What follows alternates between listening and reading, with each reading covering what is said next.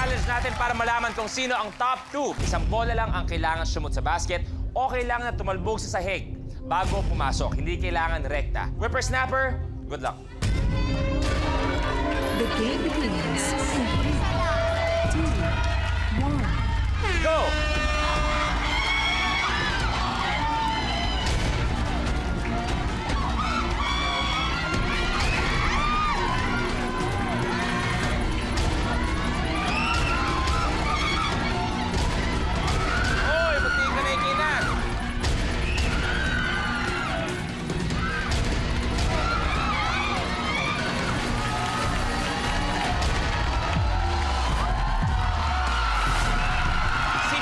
Pasok na!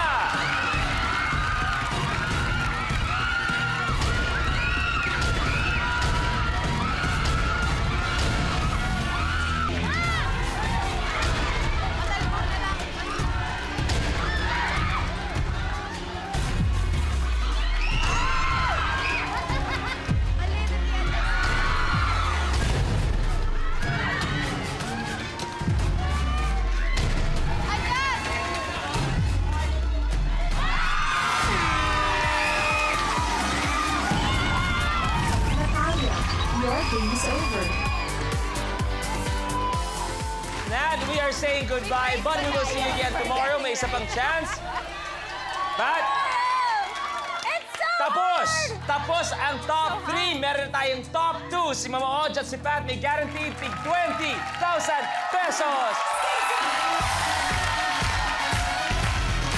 Aba, so si Pat may total na 40,000. Dahil nag-head-to-head ka na si Mama Oj, first time sa head-to-head, kaya meron ka ng 20,000. Silang dalawa ang magtatapat. Sino kaya matitirang bagong hero ng araw na ito? Siguradong aabangan ng lahat yan. Kaya naman ang laban ni Pat versus Mama Oj, mangyayari yan sa pagbabalik ng Minute to Win It. Last Man Standing!